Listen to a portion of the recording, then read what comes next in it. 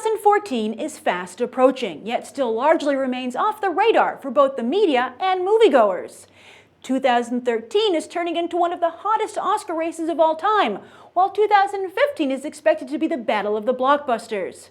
So this week, to get a better picture of 2014, I've got 3 top 10 lists of movies to look out for next year. Originals, sequels, plus, for the first time, a wildcard list. This episode is all about original films that stand alone or hope to kick off brand new franchises.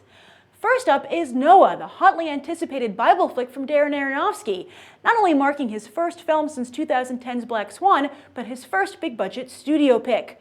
There's $130 million on the line with Noah.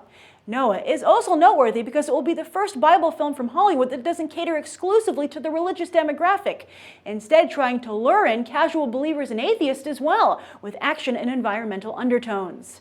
But the real problem here might be Noah's lack of a movie star, as Russell Crowe has never been able to truly recover from that cell phone incident. Now, number 9, Transcendence stars a definitive movie star, Johnny Depp. But what's interesting about Transcendence is whether or not Christopher Nolan's recipe for uber success can be duplicated. And before you worry that anyone is ripping Nolan off, he's behind this.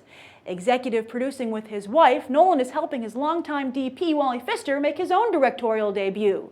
Nolan is lending Pfister several of his stars, Morgan Freeman, Cillian Murphy, and Rebecca Hall, who he discovered with The Prestige, and most likely the look of his films as well. Transcendence also features the kind of story labyrinths that Nolan has become known for. If Nolan can pull this off, he'll become not just one of Hollywood's most famous directors, but one of its top brands as well. Number 8 is Big Hero 6, and let me take a moment to point out that half of my top 10 list here is from Disney. Hot off of a stellar 2013 where they pulled in $4 billion worldwide, a record for the studio, we'll have to see if they can hold steady or potentially even set a new record for 2014.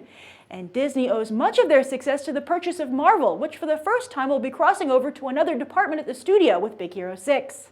This will be Disney Animation's first superhero film and the first theatrical release of an animated film for Marvel. Can they find the same success that another Disney brand, Pixar, found with The Incredibles?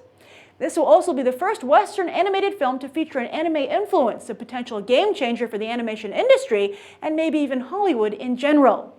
Next at number 7 is Into the Woods, the long-anticipated film adaptation of the cult hit Broadway musical. Frozen proved that Disney fans want fairy tale musicals, damn it, so Into the Woods will test if that counts for live action too. This is Chicago director Rob Marshall's reward for doing such a good job with Pirates 4, and sure enough, Johnny Depp stars here as well, alongside Meryl Streep, Emily Blunt, Chris Pine, Anna Kendrick, and James Corden, all of whom, with the exception of Pine, have sung before, and sung well. The only potential wrinkle is that previous Stephen Sondheim musical Sweeney Todd, again with Depp, failed to captivate moviegoers.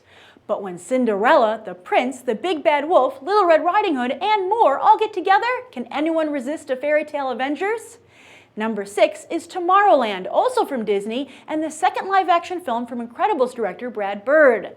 This film is shrouded in secrecy, business as usual for co-scripter Damon Lindelof, who also co-produces. George Clooney, Hugh Laurie, and Judy Greer star.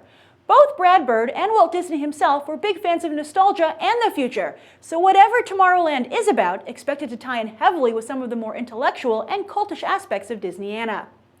Also making his second live-action feature is Seth MacFarlane, whose A Million Ways to Die in the West is number 5 here. But this time MacFarlane will be starring in the flesh. Perhaps Brian had to die to free up some more of his time?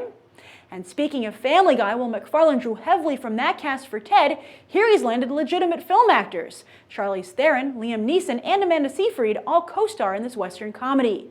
Ted made over $500 million at the box office, but does that mean MacFarlane will be lost to movies forever? MacFarlane isn't the only one who had a good 2012. Channing Tatum graduated to full-on movie star that year, or at least everyone thought he did. After a disappointing 2013, Tatum is hoping to rebound with number 4, Jupiter Ascending. The Wachowskis are also hoping to recapture their former glory as they make their first mainstream, well, mainstream-ish, action film since The Matrix. Tatum does share many qualities with Keanu. And since everyone loves The Matrix and Channing Tatum, we're all rooting for Jupiter Ascending. Mila Kunis, hot off of Ted, co-stars.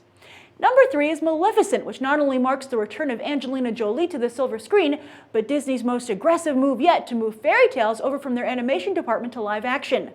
Not simply borrowing, but deriving directly from their 1959 animated Sleeping Beauty, this huge gamble is resting on a first-time director, Robert Stromberg, the production designer on previous Disney hits Alice in Wonderland and Oz the Great and Powerful. And with 2015 Cinderella waiting in the wings, as well as Into the Woods from earlier on this same list, Maleficent could be the beginning of a new dawn for Disney. Plus, imagine the possibilities if Hollywood can get audiences interested in movies where the villain is the protagonist. Now, while Nolan is backing Pfister, he's still making his own movies, and Interstellar pops up at number 2. Remember what Inception did for dreaming? Well, Interstellar is set to do that for time and space travel. Matthew McConaughey, Jessica Chastain, Wes Bentley, and Topher Grace join Nolan's staples Anne Hathaway and Michael Caine, as Nolan seems to have split his Dark Knight Rises cast with Pfister. So what could possibly top this list? That would be Disney and Marvel's biggest gamble yet, Guardians of the Galaxy. As anyone who saw that Thor: The Dark World after credits scene can attest, this one is going to be different. Yet this is a crucial step for the Marvel Cinematic Universe as it seeks to become an actual universe with intergalactic heroes and villains. And the whole thing is riding on the newly buffed shoulders of Chris Pratt, a TV star who Marvel is hoping audiences will buy as a Han Solo Captain Kirk hybrid. And that's my list of the top 10 original movies to look out for in 2014. As for sequels and that wildcard list, you can check out those episodes right now.